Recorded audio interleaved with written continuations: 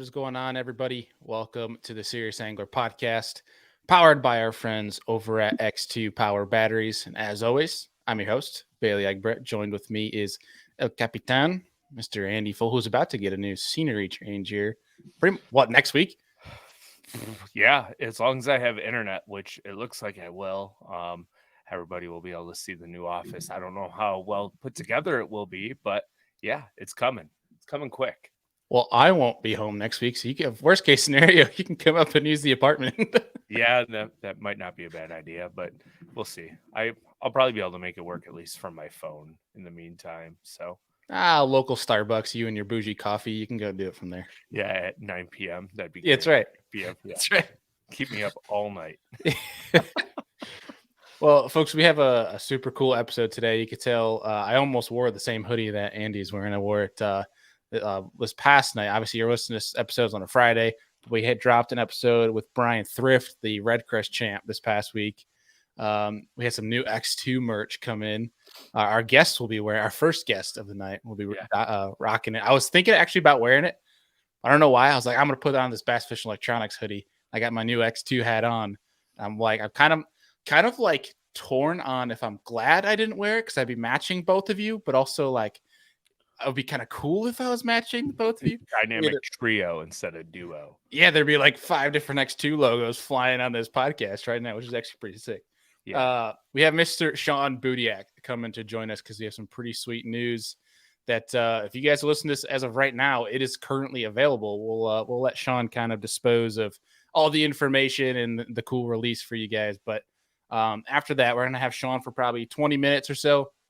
And then we're getting on Mr. Tyler RIVET to kind of start helping us preview the Classic next week. So really great show. Looking forward to it. And Andy, anything else before we get on our guest here, Mr. Sean Budiak? Yeah, just real quick to all of the listeners that also tag in and listen to the Lure Lab, I want to say thank you. By the time this episode is up and going, I believe we will have 2 1,000 download episodes on the Lure Lab. We have 2 right now as we're recording that are within like 20 or 30 downloads away, which is really awesome. So thank you to everyone. Heck yeah. If you guys haven't seen that show, it is down in the show notes. You guys can go over there and listen to all the different tips and techniques Andy's got each week, every Saturday morning for you guys. But Andy, I think without further ado, let's get him on here. Mr. Sean Budiak. Hey guys. Not much. How you guys doing? We say we cannot complain, but we complain all the time right after we say we cannot complain because it's dang cold. I mean, you're going through the same thing up there in Wisconsin. It's going to be 50 degrees the next 2 days, and it's going to get cold again. It was like 19 degrees in the morning yesterday here. Yeah, it's same here this morning. It was cold. You win. Outside. Yeah. You guys always win with the cold, and we just can't get away from snow. But I mean, it kind of sucks because I looked next week, heading down to Tennessee. It's going to be literally like 20 to 7 degrees in the morning and like a high of like 42 Monday and Tuesday. So like part of me was like, I'm going to leave this weekend so I can do some fishing while I'm down there before we got to work next week. Then I see 27 with rain and like a high of 42. And I'm like, you know what? Maybe not. Maybe I'll just leave Tuesday. It's like, I mean, I'll do it, like, especially on tournament days. But like, I mean, something about like the mid South, like that Kentucky, Tennessee range, that kind of weather sucks where it's like, at least when it's that up here in the north, you can still catch them because our fish are dumb. Where like that down there is just a whole different type of cold. And I'm just like, I think I'm going to stay in the nice warm truck and drive down Tuesday. And I don't even know if this is really like a thing, but like in the north, right, we have like a dry cold where there's like no humidity or dampness to it. Like seems like as soon as you get south of Ohio, the cold no longer is dry. It's like real damp and heavy. And super uncomfortable. Yeah, it just like goes right through you and you're just like, oh. Yeah, they can keep it. I'll keep my dry cold. Yeah. But so Sean, we got a couple cool things to drop on this episode. But I think before we do, one thing I did want to highlight and call out is you're getting into the tournament game this year. Sort of. Kind Breaking of news. I don't know if it's breaking news. I don't know if it's sort of. Bailey, I signed up for one. We'll see if I'm the last guy on the stats here, but I'm at least getting into it. I actually got you've inspired me a little bit, Bailey. I think Sunday I go pick up my kayak and start to rig it all out and do some local kayak stuff. Heck. So just a small Midwest kayak thing here in greater Wisconsin, and probably do. I think they've got 7 tournaments. I'm hoping to do just 2 or 3 first year. We'll see. With kids sports and stuff like that, it is what it is, and I make it when I make it. And that's like your very first tournament, then technically, like an official tournament you fish. Yeah, so I wouldn't consider the whole thing we do with Chuckle locally. That's more of a kind of thing for a local charity type of deal. That's more just a fun thing. This is just me. This one will just be me on the water. No one's doing it with me, and we'll see how it goes. Well, I think because it's your first tournament, you're destined to win it because that's how it goes. Everybody in their first tournament, they always win. Well, you guys will know. I'll be able to tell you how it goes on that Monday. I'm coming up and fishing with you guys. It's that Saturday, right before that. So fantastic. Fish Saturday, travel Sunday, and fish Monday and Tuesday. It's a good weekend. We'll get the mojo going for you. Good. Well, awesome. I'm one pumped because one, it's in a kayak, but also two, that you're getting into it. I'm excited to keep up with it, but it sounds like you'll be putting some more X2s to work in your kayak. And what's cool this year, we've talked about it a little bit on the show, but there's a legitimate X2 power kayak team for 2023. We got some pretty sick dudes on the team. We got Nolan Miner, who's been on the show. I mean, most of the guys, which I think besides 2 have been on the show. We have Drew Gregory, Nolan Miner, Dylan Lowry, Zach Paul, and Matt Millard, who stacked team. Stacked. Yep, awesome. Yeah, they're dragging me along, but we have a great team that's leading the way for this year. We do. It's exciting. We're at chat about some of the products we got coming out, and not only the products of the products, but getting the team built out in multiple directions is pretty cool this year. Yeah, before we kind of get into the juice of what we wanted to talk about and unleash tonight, talk a little about X2 supporting Carl in that river cleanup that he does. He's super passionate about that, and obviously leading into his first ever Bassmaster Classic next week. Yeah, we've been doing since day one. Carl was probably, I think, our 3rd pro or 2nd pro that we got signed up on everything, and he was kind of a little bit of the one that also brought on a couple others, after talking with Trent Palmer on our team. And so we've been tight with him since, and he threw us out an idea this weekend down in Knoxville. We're kind of doing what Carl does and all the cool things he does with just river cleanup, getting the lake cleanup, giving back, making sure things are looking great for next weekend. They said, hey, can X2 come out here and help me out a little bit? So it was pretty awesome. I ended up calling, I had family and kid stuff up here in Wisconsin, but I had some local folks at Batteries Plus stores down there, called them up and said, hey, they're waiting for you. And they got up at the crack of dawn through the rain, and the piles of garbage that Carl threw out there on his socials was pretty awesome. So hopefully the lake looks just a little bit better, or the river looks just a little bit better for next weekend because of all those efforts. Heck yeah. And that's something he's been doing for a little bit now, and he seemed like he's really, him and Kayla have really grown a passion for doing it. And X2 got involved. Also, I'll shout out our other partner, Hobie Eyewear, got heavily involved with it too. And it's cool to see the brands supporting the guys that are involved in it, but also doing it on their own as well. But just seeing these guys trying to do their best with their own individual will and being in their brands to try to, help the sport out a little bit, help Mother Nature. Yeah, I think when I saw some of those photos, I think there might have been 40 plus people sitting there running up and down that river cleaning up. So it is pretty cool. It's a fun thing to be a part of. And honestly, with everything Carl's been doing for the brand over the years, we want to be doing whatever we can, whenever he wants to do those. Yeah. Yeah. It was super cool to see. He did have a really big group that went down there. So who knows? I mean, I'm sure that stuff's going to get bigger, and obviously we're all in on that.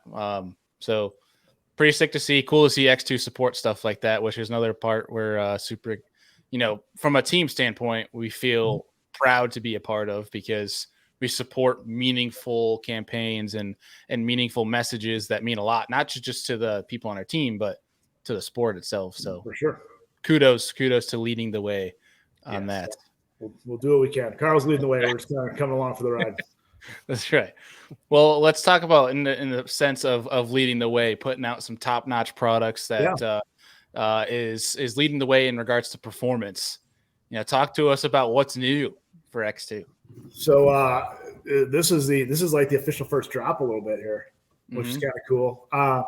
So next week Classic is big week, obviously for us. We'll talk a little bit more about what we're doing on there, but kind of tied to the Classic, we purposely kind of got ourselves ready to really be all in this lithium space this year. You kind of look at what we did last year. We had good product, but when you really look at it, 2 good batteries in the kayak space, 2 good batteries in the boating, marine space, bass fishing space, and we just knew we needed to go bigger. So we're dropping a whole new line. The line is anchored still in getting this bass boat powered, right? Getting Andy's boat powered and running all day, whether it's his electronics, his trolling motor. But everything we got is getting a big upgrade, which is pretty cool. So when you think about the bass boat batteries, for instance, we had a Group 27 and a 31. We're boosting up capacity in those things. So our Group 31 is now going to be 125 amps, which puts it right up there with the best, the highest of the highs you can get in that size. And now our 27 becomes the 100 amp hour that was the Group 31 today. And then we're just going to round it out. We're throwing out a Group 24 at 75 amp hours, just giving honestly everyone the batteries and the power are so awesome there, but everyone needs to have levels that they're willing to or can invest in. So if we can get a $700 something battery on the Group 24 side, up to the top, and give anglers a choice, that's kind of what we want to do. So that's kind of the core of what we're dropping, starting here and a whole slew of other products coming. I do have a question real fast, and this is like a battery question that I have no idea about, right? Like, so how do you take a Group 31 size battery and increase the capacity size from like the 100 to 125? So like so it's all internal cell configuration. Okay. So if you think about all these lithium batteries, it's internal. It's a bunch of cells inside. So it's just changing the cells that are in there to get higher capacity per cell. Being able to also upgrade the battery management system to do all, charge it and discharge a beefier battery safely. All that goes into just, kind of maximizing it's almost like maximizing the space of that cavity is the only limitation. At this point in time. And then when you increase the capacity size, does that increase weight to the lithium batteries as well? Ever so slightly, not really. Because there's a little bit more material in there, but nothing you'd really notice. Good. Simple answer, Andy, is big words. Yes. That's why Sean is our battery nerd. Yeah.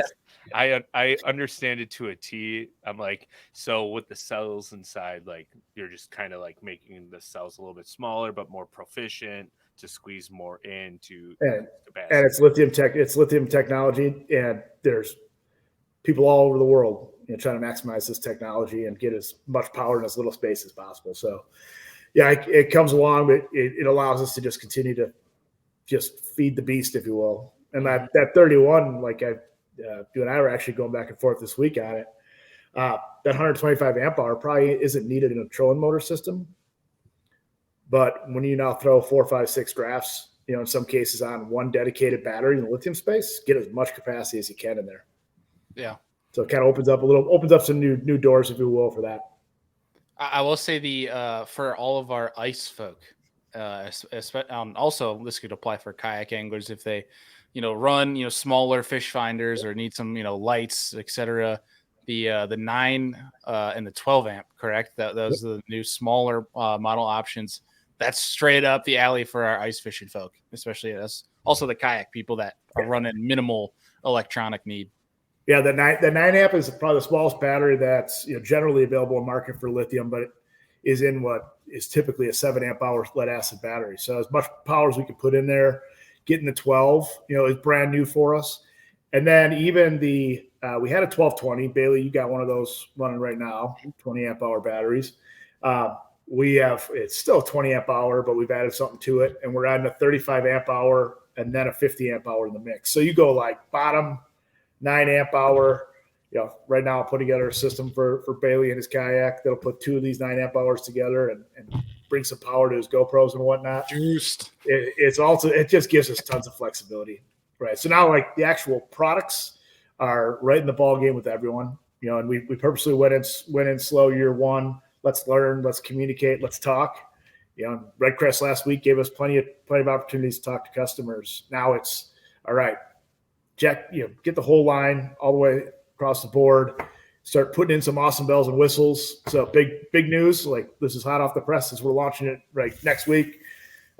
We're good to go with Apple, and we're good to go with Google. So there's X2 Power app now out there that will be connected to these batteries via Bluetooth.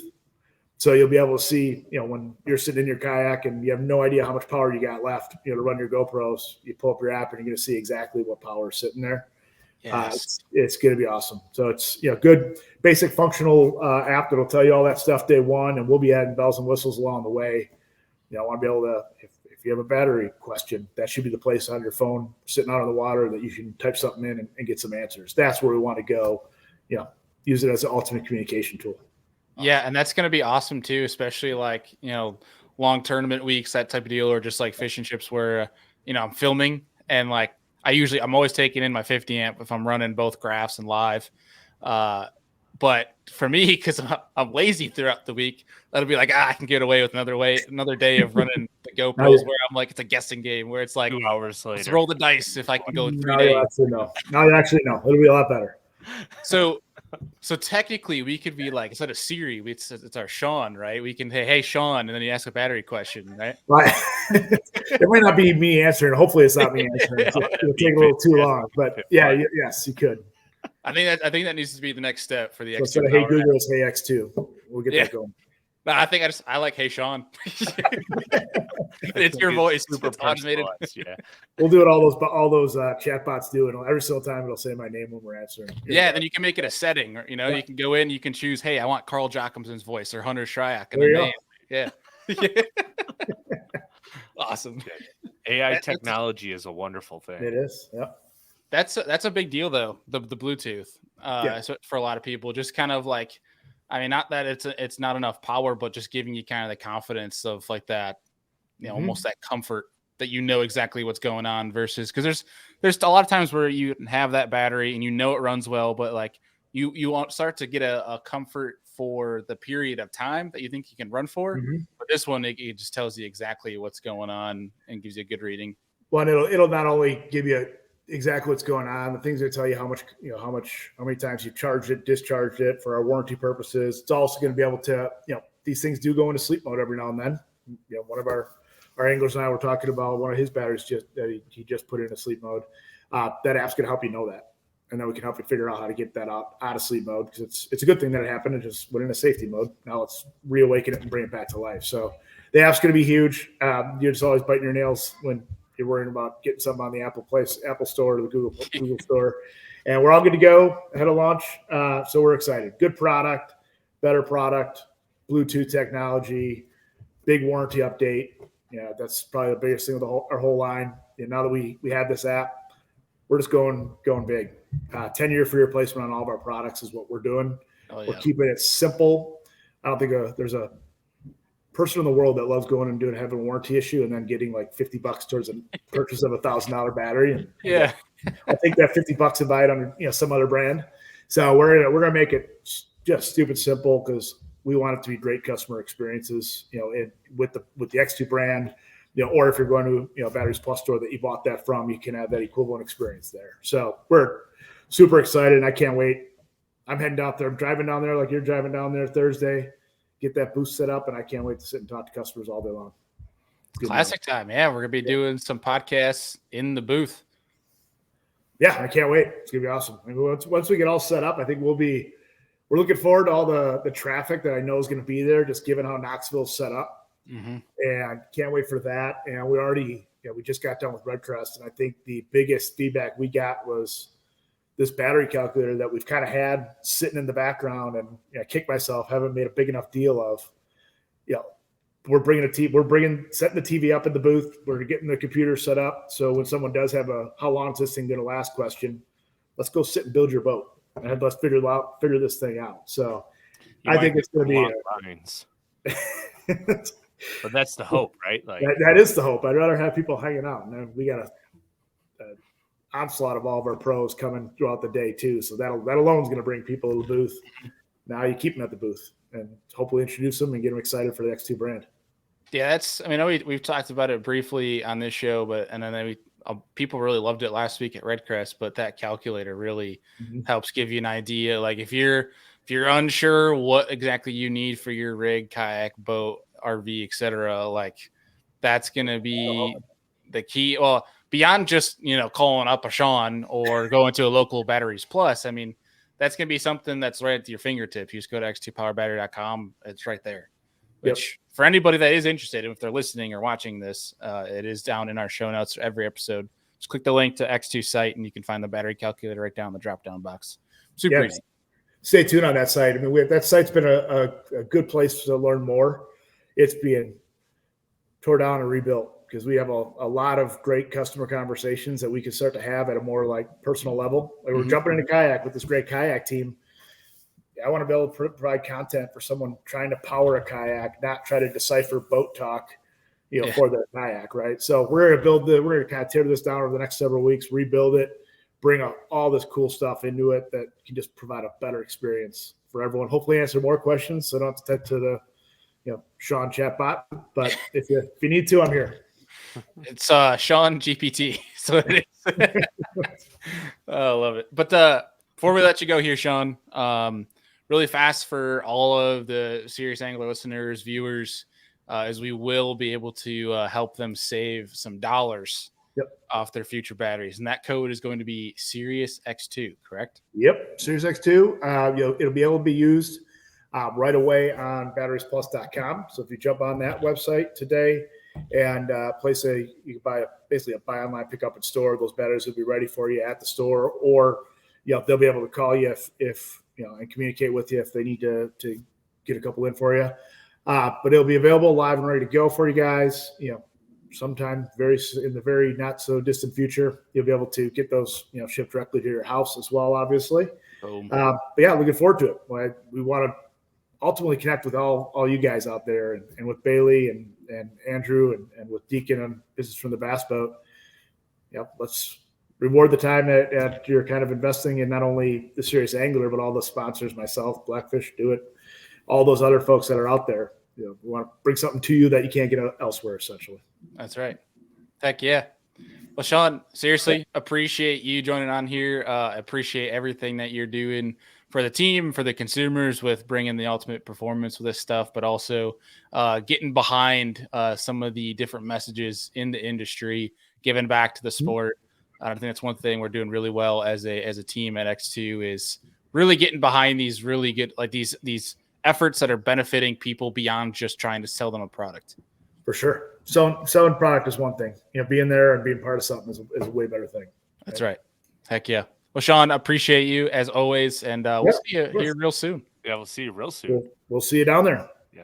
All right, Sean, take care. Good luck with the show. Thanks, everyone. Peace. All right. That was awesome. So for the folks, you guys are going to have some really sick stuff to take advantage of. Obviously, X2 is a great product. You guys have known that, and it's only gotten better. So you're going to be able to take advantage of that and take advantage of saving some dollars because lithiums aren't cheap. One thing that is cool that X2 does try to push the message of is you don't need, if you don't, have a vessel that you don't need to go crazy on lithiums. You're not fishing as much throughout the year.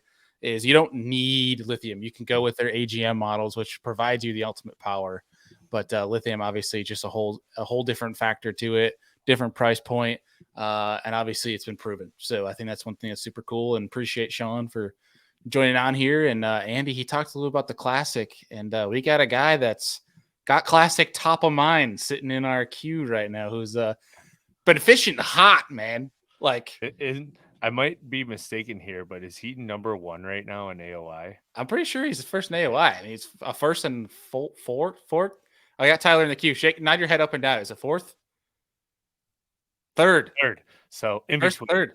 Third. Yeah. Without further ado, let's just get him on here. Mr. Tyler RIVET. What's going on, homie? What's up?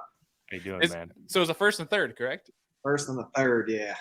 Dude, you gotta be confidence is just gotta be heating up right now. Yeah, I wish the Classic was the week after those two tournaments, Yeah, you just be going in there done slinging. Yeah. Just kept it going. But I feel bad for the first fish that bites next week for you. it's gonna be a soccer leg. I got to keep that tradition going. It worked the last 2 tournaments, so. So the first fish you caught in tournament on both events was a crappie? Not for, actually probably so for Okeechobee, but for the practice days, yeah, that's I kind of no. Actually, for Seminole, yeah, I was just that Monday getting after all that stuff happened and just getting out there on the water. I was just wore out, and I just sat in the boat and I got on the edge of the grass line and turned the live scope on. I was like, yeah, let me see if I could do something. And then caught 20 sockeye again, and they were all over 2 pounds. Like, it was huge. It was killing me to leave them, but at that same time, it filled up one live well just with those 20. Good. They were huge, and I was like, all right, well, that's supper for 2 days. So perfect. I left and actually started going bass fishing after that, or tried to. Yeah, we're joking. Our little group here with Andy, myself, and Deacon. We saw you. I think you put it on your story or something like that. Maybe it was a post that you're like, I went crappie fishing for the boys again this week. Like, oh man, he's gonna smoke them again. And sure enough, it worked out. The pattern worked.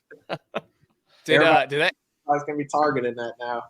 Yeah, everyone's gonna go look for crappie and just looking for bass. Is that what you did in Seminole too? Is just kind of try to find something nearby? No, well, I did have the school of fish. Actually, that's where my second spot was, where those crappie were. And honestly, it was not far from where Joey won at.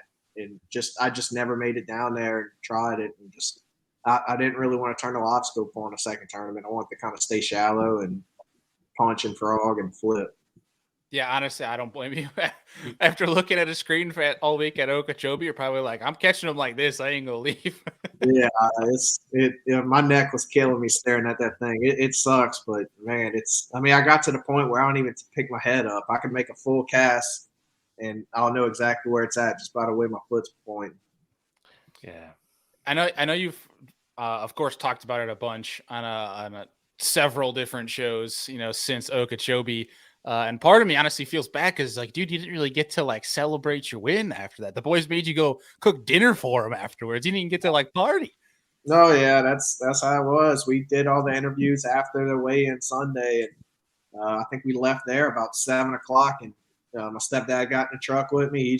I got into the passenger seat, and we took off. And 6.5 hours later, we made it to Seminole. And about 3 hours of sleep later, I wake up and get back in the boat and do it again. Nothing ever happened that day. Respect, dude. Did you at least get to after Seminole? Did you at least get to come home, get the boys together for some beers or something? I did. We hung out with some of my buddies, and that was about it. It's just been back to back, just nonstop, and I never had time to really slow down yet. And now we're leaving for the Classic, getting everything ready for the Classic. So it was just nonstop. But yeah, I mean, I think it didn't sink in that I won until actually they came out with that video a couple of days ago with the marathon peak performance one, and it showed everything from just the beginning and to the end, and I never got to see it like that, so it was pretty cool watching it from the outside in. Yeah, man. I think just something like that, especially it's tough on those back-to-back week grinders. It's so hard because especially for you guys, because if you win, you're fishing 4 days straight. And then when you win, you're turning right back around to practice. You don't really get a chance to be let the emotions kind of settle. Yeah. So your heart rate was probably skyrocketed on the first day of practice, and you're probably exhausted from it. Well, I barely that's what I tell everybody. I could barely at practice. I felt like I was not on them because I could barely get my head into it because there's just text message after text, call this radio show doing this, and it's just thinking of it. I'm like, man, I should have just pushed that off until after that week, but.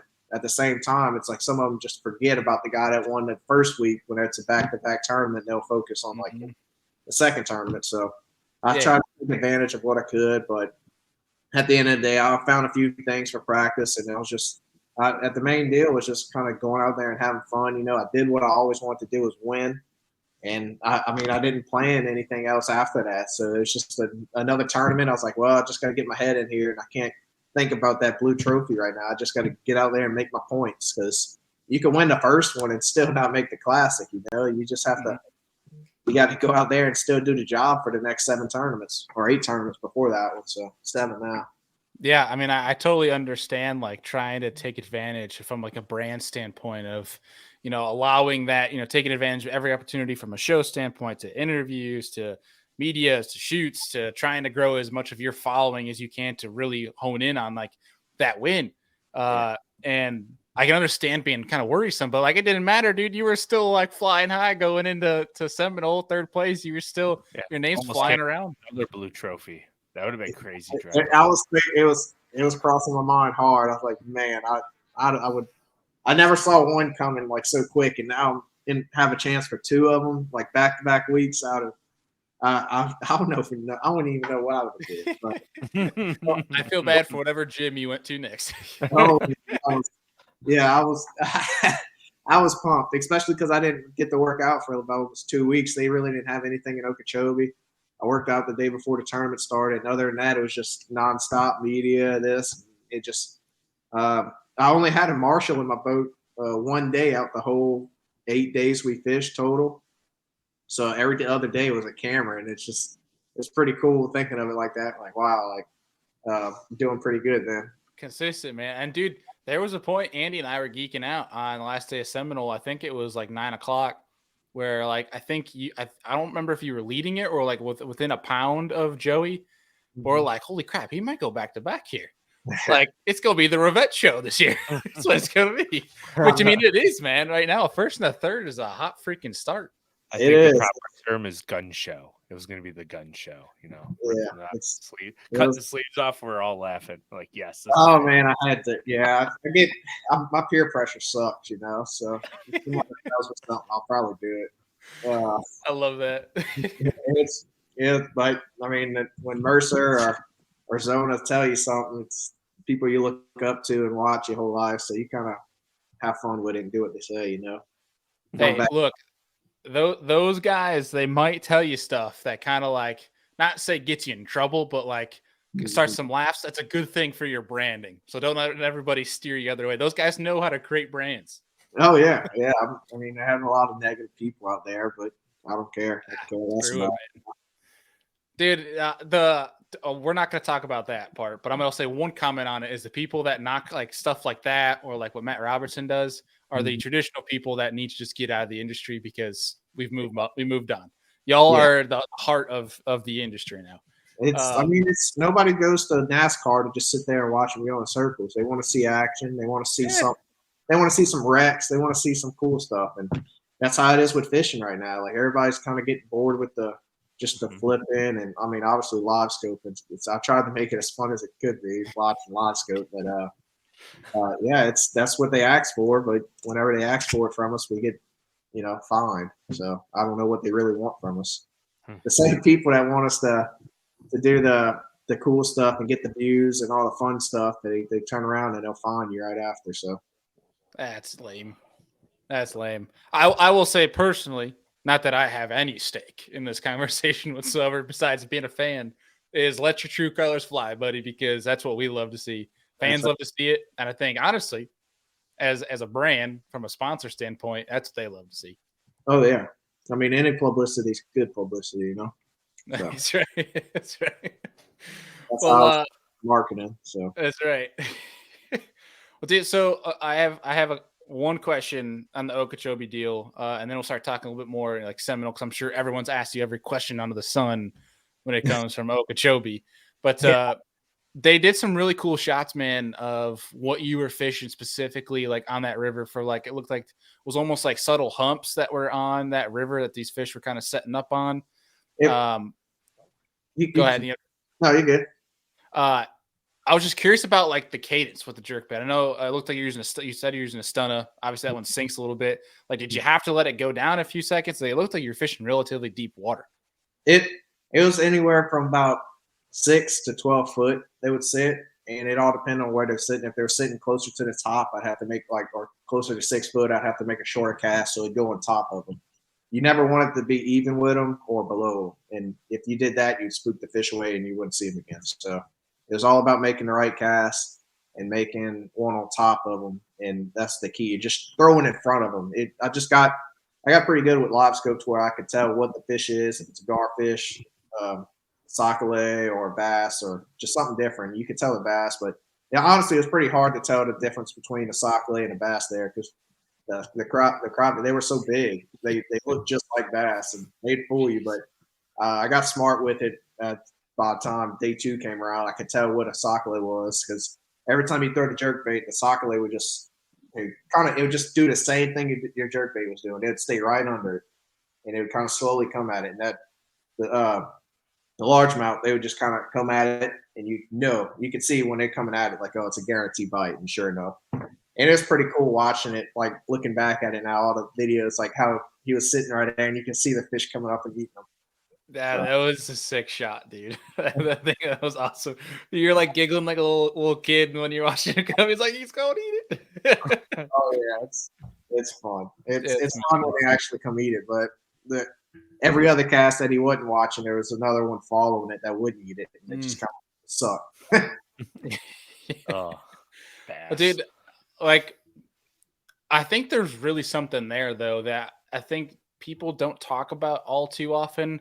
I feel like it's probably a heavy deal. I mean, I think it's being exposed in more places than it really originally known for, like a Texas or an Oklahoma, where people that can find the schools of crappie, you might not find a lot of bass, but the bass you do find are larger on average because you said you're filling your lap full with 2-pound crappie. Anything that's going to be chasing fish like that, it's got to be big enough to be able to eat them.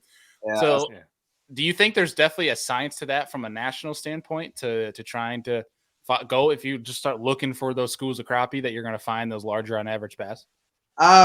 Possibly, because I feel like they both feed on the same deal. They're feeding on either minnows or just small crawfish. It just depends on the time of year. And it depends where they're setting up at. Because, I mean, the sockeye, they always kind of off everything. So you'll find bass closer to them, I'd say, pre-spawn, post-spawn, whenever they're kind of coming off the bank and in that same area. Like at Seminole, for instance, I found the bass right next to the sockeye, and they were just on that edge of the grass, on that grass line right next to the river channel. So it made sense why they would both be there. And it's just like shoe pick. Like shoe pick, if you find shoe pick or Grinnell, I don't know what y'all call them up there, but that. And if you find that, like a lot of times I get turned away from those, but actually, like those bass are right there with them too. They all live in the same area. Yeah, so I think it's cool with the live scope to learn like where they actually sitting. And I was watching Mercer's podcast the other night with Rick Clunn, and it was cool listening to Clunn say that he said like 70% of the time you're wrong when what you think's happening under the water, and 30% of the time that's what you're probably right about. Like it's crazy how much you're wrong when you think a bass is doing this. They're actually totally different. He said that's what the live scope is helping figure out, that you could see where you're wrong at, and you could capitalize on it and move to the right spot quicker. Yeah, isn't that kind of funny how a lot of folks in the industry, they talked about these fish like it's 100%, like it's law, like it's exactly in the textbook, where like in reality we don't know what the hell we're talking about. There's guys that are just a little bit. Yeah, there's guys who are a little bit right more often than the others. That's all. That's live scope showing you exactly what's happening, and it's exactly not what you think it is. They're sitting out there 5 foot over 30 foot, 5 foot down, just suspended out there, just sunning in the middle of February, in the middle of June. They're just doing whatever they want to do. And just like at Pickwick, I caught my biggest fish. I caught the big fish in the tournament on live scope over there. There was just one stick in the middle of this bay, and there's 4 of them that size on there. And I just so happened to pan out there, and I'm just like, like that. I'm pretty sure it's bass. Like it's just weird that they're sitting there at that time of year, And I threw over there and caught an 8-pounder, and there was 4 more with it, or 3 more with it that size. So, oh my god! And, so it's crazy that how much that live scope helps you just with that one extra fish that could help you out with 20, 30 extra points a tournament, And at the end of the year, it adds up. So, yeah. I do gotta say, I thank you for teaching us when the first episode you were on this show of what a sockeye actually is. Otherwise, I'd probably be wondering what the hell you guys were talking about at Okeechobee, because that's all people were saying. They weren't saying crappie. Yeah, but I'm like, Tyler taught us that. That's right. Yeah, I was I kept trying to swap it up too, through in live because I was like, man, I keep saying Sakale a lot. These people are just scratching their head. Like, what the hell is this dude talking about? So, yeah, what language is he speaking? Yeah. Well, they call them specks down there in Florida too, so they got a ton of different names. But yeah, it's my favorite thing to fish for. Honestly, down here, I don't even really fish for bass anymore. But at my house, I'll pick up the pole and just go Sakale fishing because it's just like my little getaway from bass fishing. Just I have fun with it. Yeah, Louisiana is kind of like, I feel like a bunch of states could say this though, but like the mecca of like big crappie. Not where we're at. We have little 8-inch Sakale at they're small ones down here. Like a 10-incher down here is like huge. So we got a ton of them, but they're just smaller. But yeah, like Toledo Bend, like that northern area, like that, they got big ones up there in them flooded lakes over there. So definitely over there, not down here for sure. Heck yeah.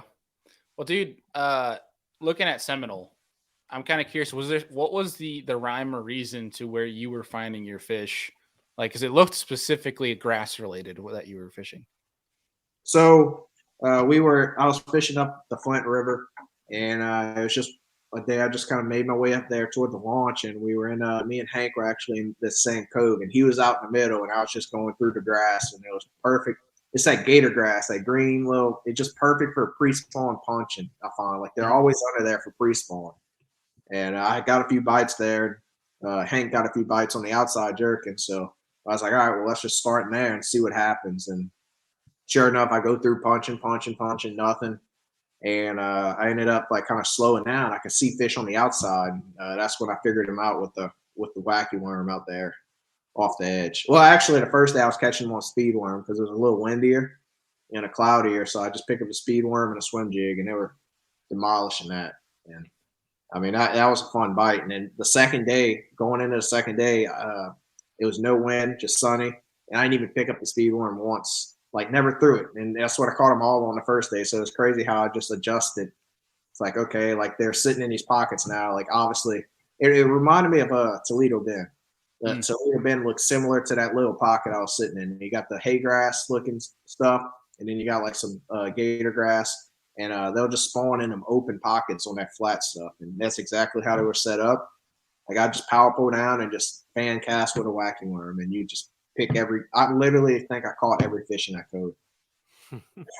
What was the setup for that wacky rig? It seems pretty straightforward, but I'm actually really curious, like hook and all that stuff. So I use 1/0. Well, going with the rod first, I was using a 7-foot medium light F5, the Ghost Code. Mm-hmm. That's it's just a perfect all around spinning rod. You could drop shot with it. You could wacky worm with it.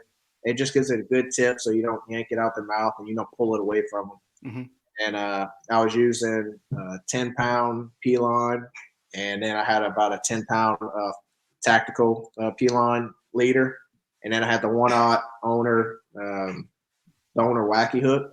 That's my favorite. They're kind of like that greener looking hook. Is it that wacky jungle? Is that what it is? Like it's got that like almost like a bronze color to it. That's it. Yeah, that one right there. Knock on wood, like my hookup ratio with those are pretty good, and they're little bitty hooks too, and they stay pinned up on the top. And yeah, interesting shape to them. Mm-hmm. And then I just had the extreme stick with Excite, and I mean I literally went through probably 50 of them. But so you're going straight through the bait? What's that? You're going straight through the bait, like no crossover or anything like that? No, I normally put the little O-ring on it, and I kind of ran out of it, so I just started hooking it through the bait. Like like I'm cheap when it comes to this stuff. They hate when I do that stuff, but no, it was no big deal. I won $100,000 the week before. We can go through 40. Yeah, I was just throwing it out there. That was the main deal in the pockets, and then there was kind of the bigger ones I find were kind of thick in that hair grass, that in them little bitty pot, like you wouldn't think a fish would be in there. So I started Texas rigging a stick bait, like the extreme stick, and I just had it on braid with a 6.9 medium. The same rod I caught him on a jerk bait. Like I just didn't realize I was throwing it on a medium rod until like the third day. I looked, I'm like, wow, like I'm winching these 5 and 6 pounders out this grass with a medium rod.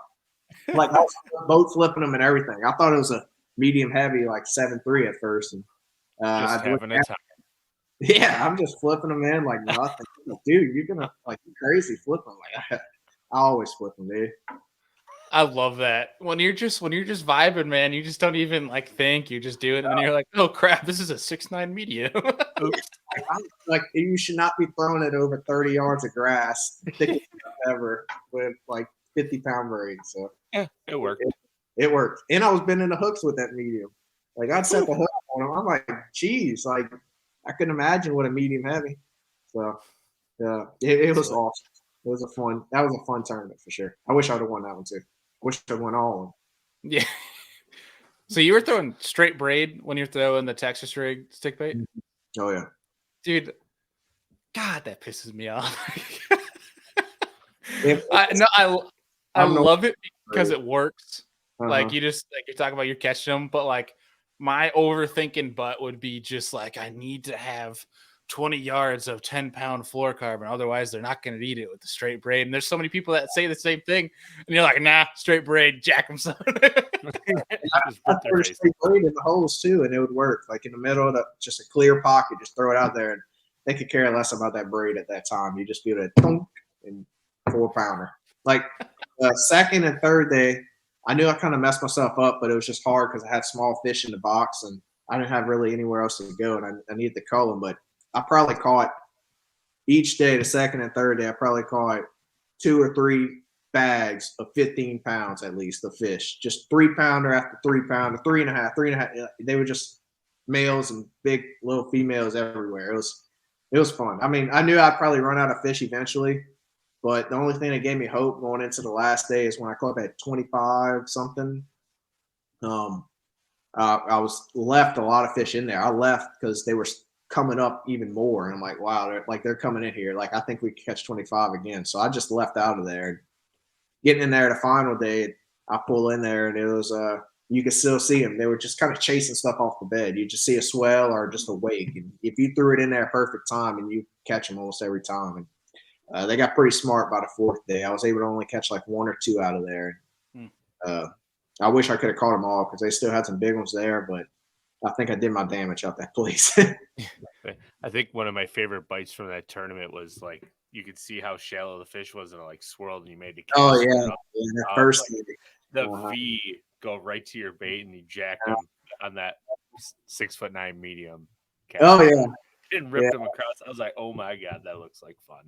Like, that's how all of them were. Like if the camera was on it perfect, you'd see them come eat it. So and you almost had to look away because you'd see it swell, and you just want to set the hook without even checking up. So that's awesome. It was fun. It was a tough practice that turned out to be a fun tournament because they just moved up. You know, as quick as they moved up, they moved out that final day.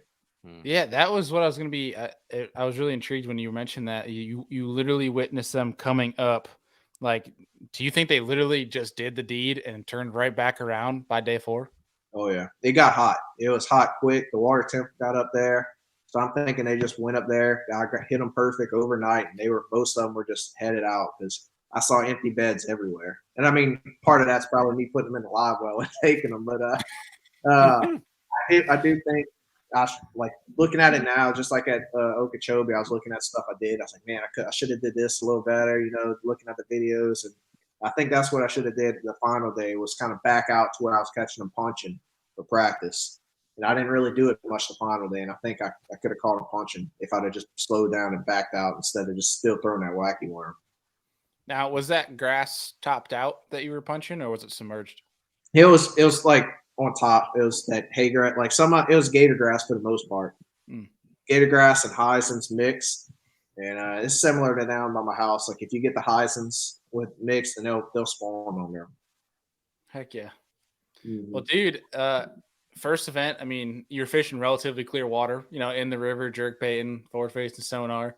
Second tournament, you know, after you win the first one, you know, third place, getting up in the stuff and the crap and catching a punching and wacky rigging and doing all the stuff I think you enjoyed thoroughly doing. Yeah. And now you're turning right around going to Tennessee River, which is pretty dirty river system. Like, what other spectrum are you going to hit now? Looks like I'll be doing some cranking and jerking over there.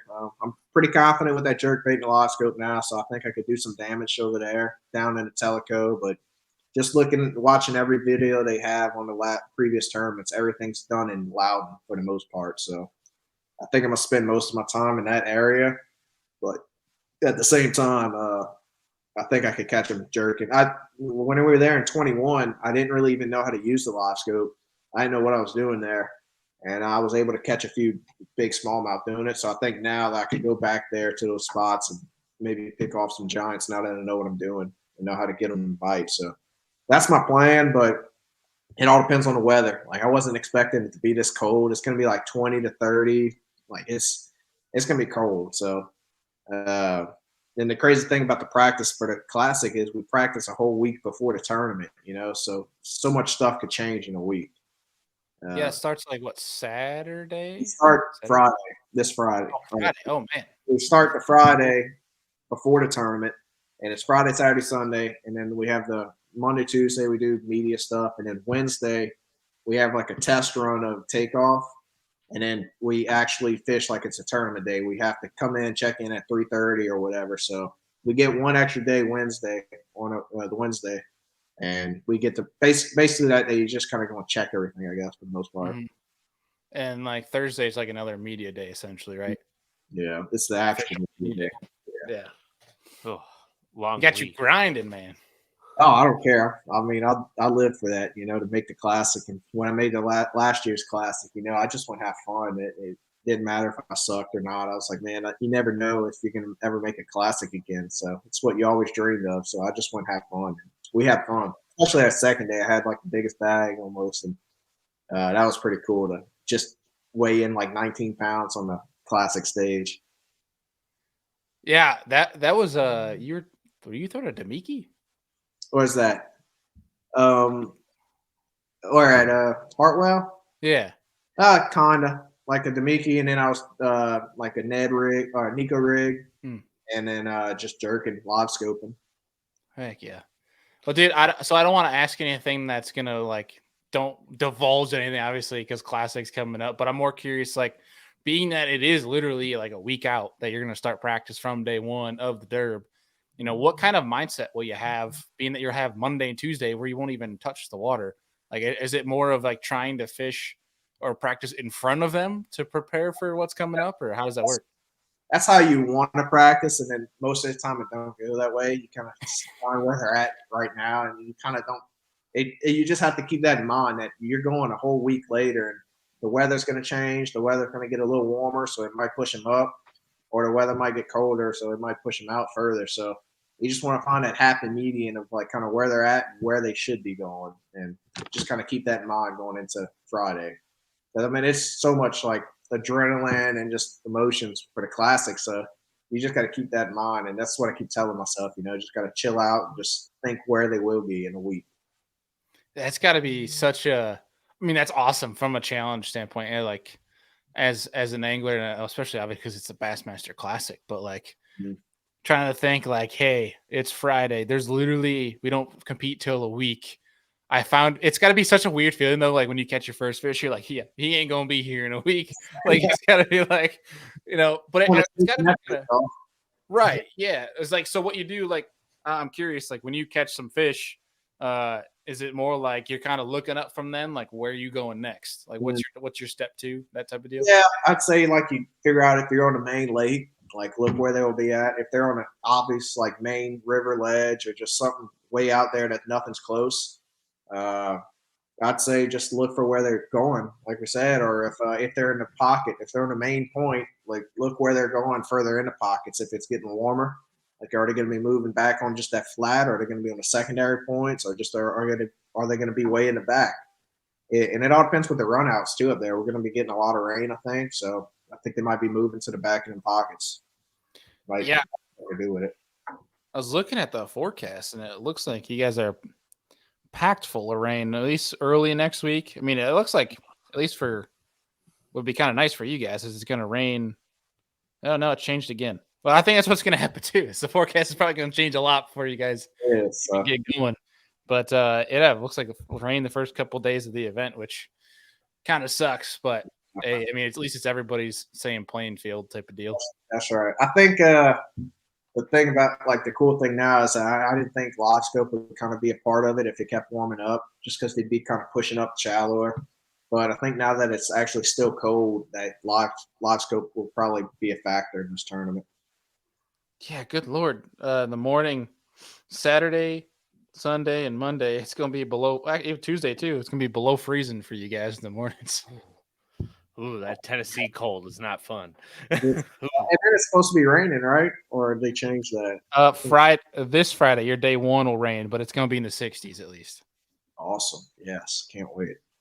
At least it's a warm rain, kind of. Yeah. Yeah. Look, it's still cold. Like, low 40s in the morning, though, and rain. That's not, no thanks. But that's the tournament you can't skip practice for. You got to get out there. That's right. Rain, shine, or freezing, sleet. I don't even know. I'm a South Louisiana guy. I hate the cold. Unless that's what Brock always messes with him. He's like, I already know you're out this tournament. It's gonna be cold and rainy. Oh, he's just trying to get in your head. He's worried. Yeah, but I got that momentum going, so I'm gonna try to keep that on the back of my head. Go with that and say it don't matter if I'm not on anything. I'll figure it out come tournament. Heck yeah, and it's always a new day. I mean, that's funny. Brock says he's a Mississippi boy. What's he talking about? It's the same deal. Yeah.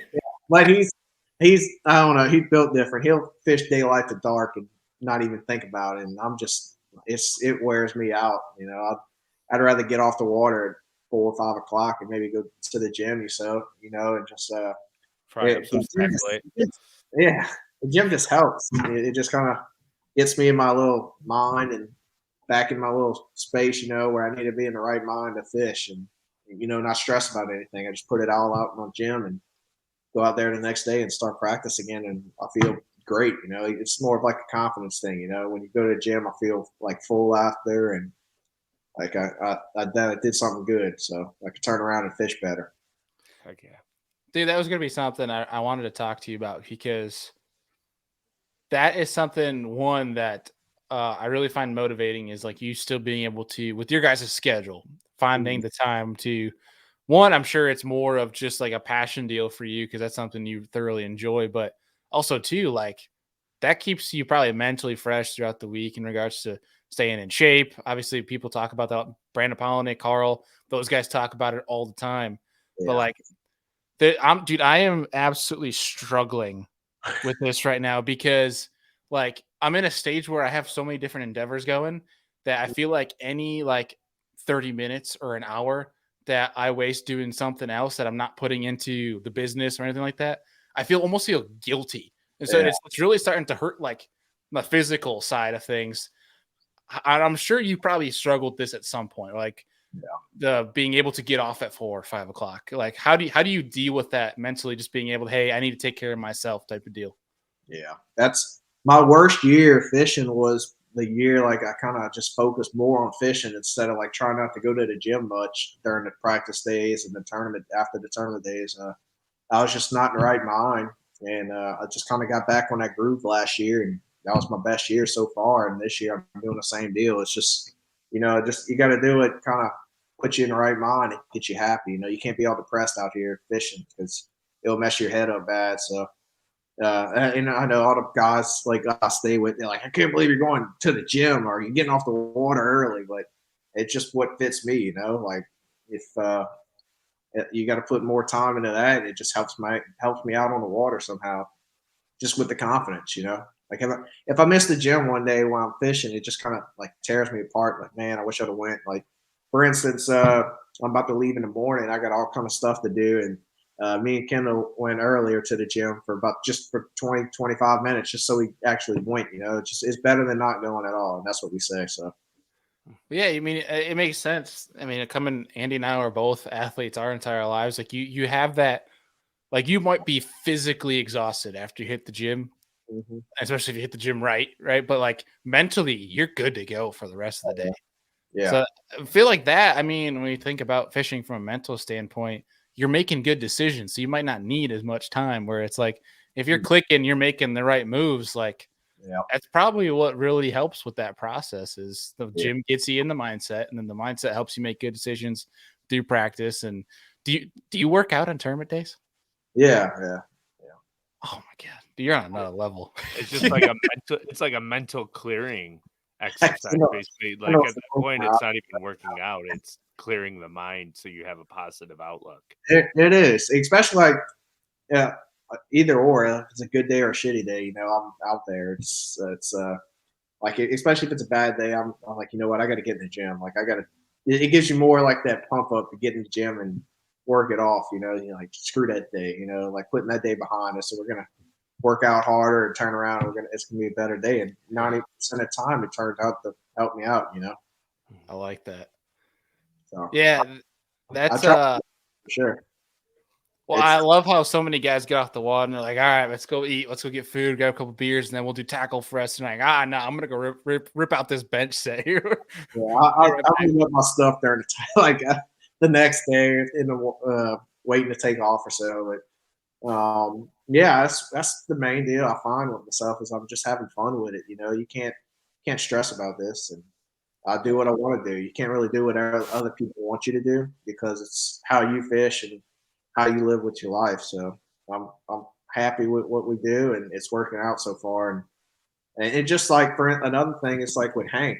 Hank last year, he fished his butt off like from daylight to dark every tournament, and Hank never does that. He was kind of similar to me. He'd get off the water 2-3 o'clock each practice day. He'd do good for the tournaments, and this year he's back on that schedule where he kind of gets off earlier. He ain't sitting there all the way to dark wearing himself out, and it's worked out so far this year for him. So I think that goes to show it's like you just got to do what you need to do. And just like Brock, if Brock's not on the water from daylight to dark, he feels like he's lost already, like he screwed himself out of something. So it works for him to fish on the water for 24/7. It seems like. Yeah, it's like it's funny. I laugh at some people where it's like they're like, oh, if you're not taking advantage of all practice time, like you're missing out, like you're making a big mistake. But then here's John Cox rolling out of bed at 10 a.m. with 1 day of practice, and he's in the top 10. Like everybody's got their own deal. You don't count though. He's just totally different. He's nobody knows what he does. he is awesome. Like it's crazy how good he can catch them fish. It's always laughing, just a goof, and he's just sitting there like, just tearing him apart. Yeah, he's in his own breed. That's right. I mean, everybody is in the Elite Series. You know, you came from a different way, and John Cox, it worked for him to fish every day of his life, and he kills it every tournament he fishes. Yeah, heck yeah. Well, dude, besides obviously Classic coming up, starting the season off hot, you're sitting first in AOI standings. You got the mustache rocking too. I see that as well. What you got going on for the rest of the year, man? What can people look out for? Hopefully to stay up on top. You know, I just want to keep that AOI pumping up there. And, we go each tournament, we go for checks and try to just make the points just to get to the Classic. But I've never been in this position before where I'm on top, and I never thought of it. You know, we don't overthink like that. We just need to be stable and consistent on the Elite Series to make a living. And whenever you got a chance like this for something big like that to happen for Angle of the Year, I'm gonna try my butt off to stay up there. You know, and I mean I know it's early in the season. It's only two tournaments now. We got 7 to go on the Elite Series, so a lot could change. But like I said, I'm gonna try my butt off to keep it the way it is right now because it's pretty cool to see your name on top.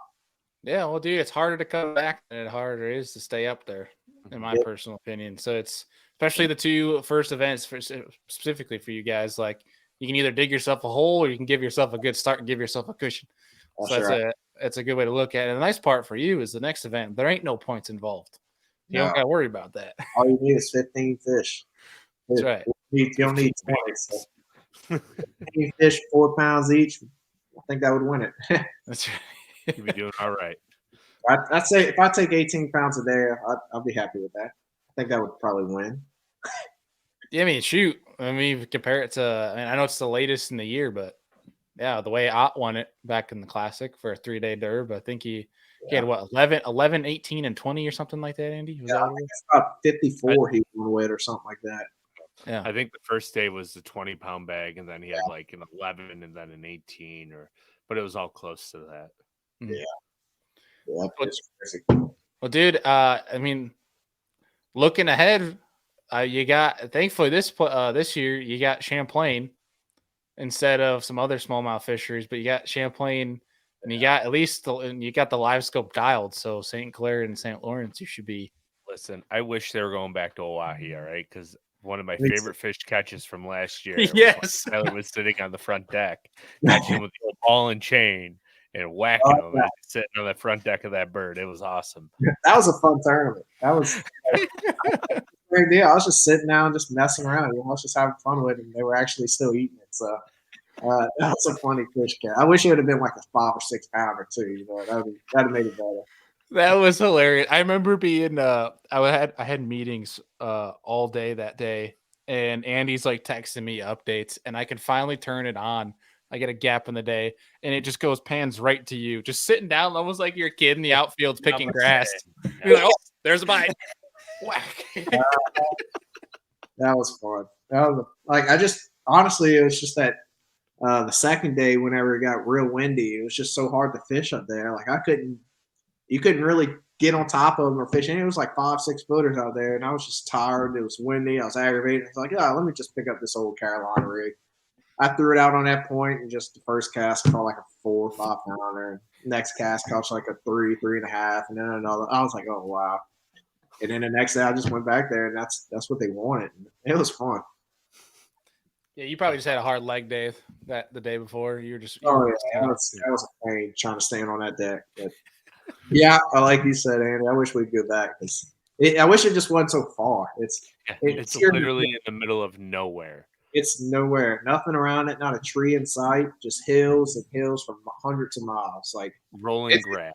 It's beautiful out there too. It's just country, no skyscrapers, no buildings, no anything, just a big lake and then the sky and lots of wind. Lots of wind, like 30 mile an hour wind over there is like calm. That's wild. It's crazy. And like, honestly, it's not that bad when it's only blowing like 20, 30, or I'd say like 15 to 25. It's really not that bad because you kind of get on the banks and run with it. But once it starts blowing, you gotta take your time on that lake because it's choppy. Yeah. Well, dude, Andy, you got anything left for Tyler here? No, I just wanted to ask you, like, besides the classic, like, what event are you looking forward to the most towards the end of the season? Do you feel like there's an event that stacks to your wheelhouse the best? I'd say Sabine River. Yeah, spicy. That place like intrigues me because I like fishing grinder places. Bailey makes fun because I like a lake that has small fish in it because it's fun, but that place just looks fun to fish. It seems like if you can find them, you can really catch. There's just a ton of fish there, so you could catch 12-incher at the 12-incher, but it's still fun. It's the place where you always say like, man, at least we should be getting bites, and that's a place where you actually get bites. And middle of June, I fished there a couple times in June, and I think I know where they'll be. It's just to catch the bigger ones. It's hard to catch the big ones there, but the reason I like it so much is it's similar to my house, and it's the closest I could get to Louisiana. It's my type of fishing, and I got a whole new family over there that I'll try to go win it for over there in Orange. That's where I met my girlfriend. So, perfect. Heck yeah. So, that can't be too far. A couple hours, maybe. About 3.5. That's not too bad. No, I'll try to go pre-fish it a good bit before the off limits, just to go out there and say I did. Heck yeah, dude. Because you can run all the way to Houston, kind of like Brock did. Like you go anywhere you want over there. So except Louisiana. That's what I was gonna ask. Is it the same deal? Like, yeah, is it like posted signs from the water or something? Right? Oh yeah, that's what's bad about fishing down here by my house. Almost 80% of the water you can't go in now because it's posted. Wow, that's ridiculous. It's crazy. It's getting worse to where it used to be just the marsh, and it's just kind of like canals where like oil fields dug a canal to get to a cribbing in the back. And they would have cuts coming off the canals going into the flat marsh, and that's where a lot of fish were. And mostly all of that was gated off. And they would let you fish the canals, which is fine. I loved how it was like gated off because it was it's like a sanctuary for them. But now they're getting to where they're just blocking every canal, and you can't even fish the canals. That's And ridiculous. we're left with like a main intercoastal. I don't know if y'all have something similar to that, but it's just a dirty canal, big open canal where all the barges pass, and that's all you really could fish now. Ah, dude, that sucks. It's bad. Well, But, and especially for like the hunter in me, is like you guys are a big duck hunting state, like a huge duck hunting state. Like guys got to be pissed about that. oh yeah, well, a lot of that is actually like duck hunting leases that they have. Really? And I mean, most of the fishing's done February to August, so it's not even duck season whenever you're trying to fish it. And they're just like, some landowners were good about it where they like let fish, but they just have so many people just mess up that opportunity and screw up or go steal something or just tear up their property, and it'll just cost all of us fishermen not being able to fish there anymore. So That sucks, man. I mean, I can understand from owning land, like liability and stuff for people on there, but for the most part, it's just open water, and you're blocking it off. So Yeah. It sucks for us because all the places I grew up fishing, I can't even get to now. So Yeah, see, that's the part that's stupid to me. Like, at least for us in New York, that our rules are anything that is man-made is eligible to be put up like a no fishing sign. But if it's not man-made, like you can't stop people from fishing. Yeah, like y'all dug out marinas and stuff, like they can post that. Yeah, dude, that would infuriate me. Like, we're like, that's the honey hole that Grandpa and I went to when I was 8 years old, and now you can't fish it. Like, I would flip a lid. That's exactly how it is too. It won't change anytime soon because of that money deal. Whoever has the money has the power, and they'll just keep it like that forever, however long they want. And it's just hurting us, Is there any sort of coalition or anything like that that's like trying to push back on it? One, and like Louisiana, it's all about like the posted, it's just like everybody posting stuff, and it's like they're trying to fight it, but it's so hard to stand a chance with the landowners, and then the people that are buddies with the landowners, they're the ones that making the rules. So it's and I'm friendly with a lot of landowners down here too, and they're cool. It's just that one time that somebody screws it up, it just costs everybody. That One person goes in there and just destroys everything. It's just you got to be smart about it. So I barely even fish down here anymore just because it's so bad. We had a tournament here Saturday, and I got second place with 8 pounds. What? In my It's like prime time for you guys. Oh yeah, it's normally 18 to 20 to get in the check right now down here by us, and you can flip all you want and catch them. And now 10 pounds won that tournament. Good Lord! Because all the good water you don't have access to, pretty much. Well, one that, and then two, that hurricane came out with that Ida, and it just killed every fish out here. It was the biggest fish kill we've ever seen, and it's. What was that lake near? Was it Lake Charles down there in Louisiana that's close to you? Is that it? No. That was what hurricane was that? Oh, it starts with an H. Anyway. Yeah. But let me look it up here. Got that Bayou Wi-Fi affecting us right now. Hurricane Harvey? Is it Harvey? Oh yeah, it might have been Harvey. It what? Harvey was in Orange. This one was like recent, like the last year or two. I can't remember. But yeah, like same thing over there. Like if it passes through a hurricane, it'll wipe it out pretty good. Just because of the salt water, we have brackish water almost everywhere down here, so that's how close the salt water is. And when that hurricane comes through, it pushes 4 or 5 foot of water up, and all that just turns to salt. Laura? Yeah, Laura. Good grief! Damn it, Laura. Yeah, women, man.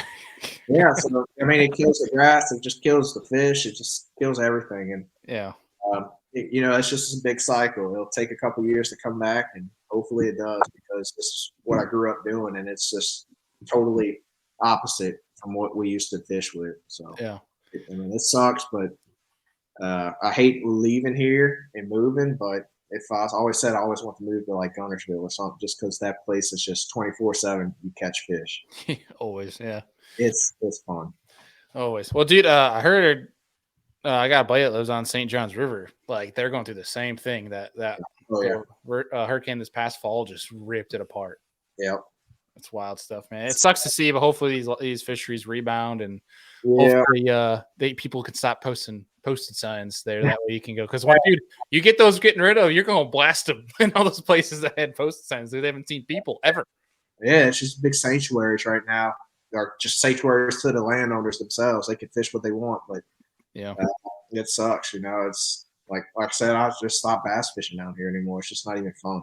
I hear you, man. That sucks. It's not the sportsman.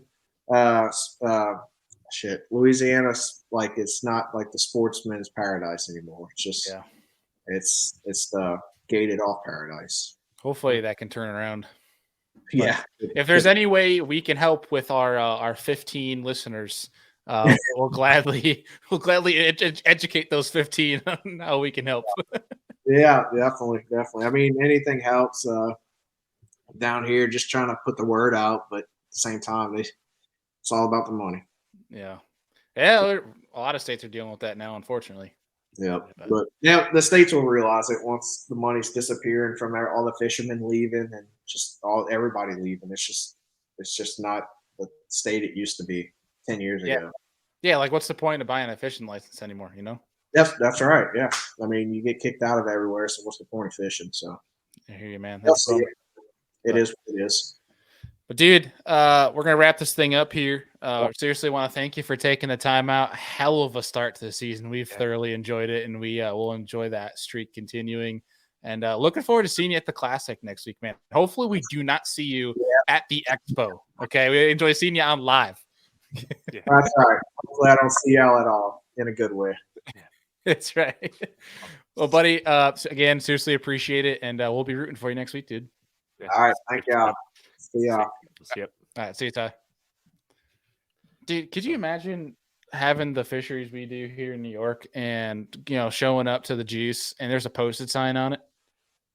Could you imagine? I don't know what I would do. I would lose my dude. I'd rip it out and pretend like I never saw it.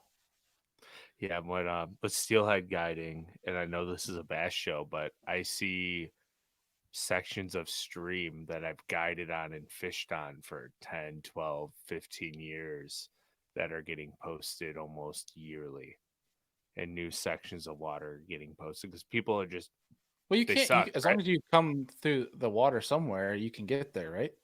No. So in New York State, you can't stand in the water.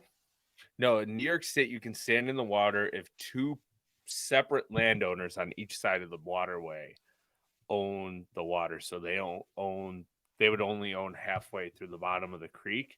So therefore, the creek is wide open if you can walk or navigate a boat through it. But if a landowner owns both sides of the creek, they own the bottom of the creek as well. And therefore, you cannot anchor or stop or walk through the creek that goes through their property.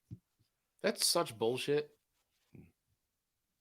And there you go. That was my 1% that I was going to try steelhead fishing is now gone. I'm good. New York State does a really good job at purchasing land, and they've done a really good job at purchasing land from landowners for people to have access to these creeks. Like we have in Western New York alone, probably like 45 to 60 miles of public fishing rights. So if you know where the access is to get into the creek, you can get in and walk quite a far ways. It's just when you start getting up to like the really high sections of the creek where a lot of people don't think there's fish, that's where you start running into posted signs. Yeah, see, that's where I'm really torn about, because I'm trying to look at it from an open mind here, and we're going to wrap the show up here in a couple minutes. I do have one little news, like kind of notes thing here. But so before I continue this point, there's a lot of sales going on at Omnia Fishing that you guys take advantage of. All the jigs are 25% off. Every single one, as well as rod socks. They have Red Crest baits on sale, as well as obviously you guys can use our code, but there is a $1,000 Humminbird graph rebate if you buy Humminbird Helix units with Mega Live. Jeez. So there's like a whole rebate deal going on, $1,000. Take advantage of that. Head over to Omnia Fishing. Links down in the bio. But what I was trying to get, so I'm torn on it because I'm all for public land when it comes to, or I'm sorry, I'm all for public land and private land when it comes to hunting, because obviously hunting, you're killing something. You're completely taking it off the map. But a deer population is completely different than, say, like a perch population, a trout population, a bass population. Completely different. If we had the amount of fish that we had deer, good Lord. This is why there is population control. That's why we have DMP tags, deer management tags, essentially. But like for me, in a river, it's just like a natural body of water that was not man-made. To my mind, like I sway towards you shouldn't be able to privatize that. Which, Yeah, I but agree like too. land, obviously, I feel like I'm being a hypocrite right now, being that you should be able to privatize land, but not privatize natural water systems. But I feel like hunting versus fishing is entirely different. Yeah, but what if you're so let me throw this question at you and then we can kind of wrap it up, right? Like, so let's say in Erie County, you own like 70 acres of land, right? And Okay. a main creek that connects into Lake Erie runs through your backyard. And you own both sides of the creek, and it's 4 miles from a public fishing access or a county park. And you have people walking up there, starting fires, littering, leaving trash on the ground, and you hunt there. Would you post it? But see, Because in my people are mind, I always trespassing. thought it was trespassing if you got out of the river, but if you stayed in the river and you walked in through public and walked out through public or private that gave you permission, that you're legal. Yeah, and you can't if you only owned one side of the creek bank, it's perfectly That's legal stupid. to That's do. so stupid to me. I feel like if you're in the river though, like I think that is absolutely freaking ridiculous. Yeah, Like if I and float through a river system in my kayak, you if you own both sides, you can float through the river system in your kayak, no but because problem, you're standing in it, then because you're you're not allowed. standing in it. And when you have an issue floating through the river system in your kayak, you can't anchor in the posted property where a See, landowner owns both I sides. feel like you can control, even if you own both sides. I feel like you should be able to walk through that river bottom if you get out of it and say you're setting up camp, you're littering. Obviously, then is opportunity for criminal charges to sue somebody, whatever litigation. Like if you stay in that river bottom, like I don't know. To me, that's kind of ridiculous. But that is a great conversation we can have for another show. I do have to hop off here, unfortunately. This was really good conversation. I think we should do a whole episode on this, Andy. Yeah, I think it'd Uh, be a good one. It'd be a fun yeah. one.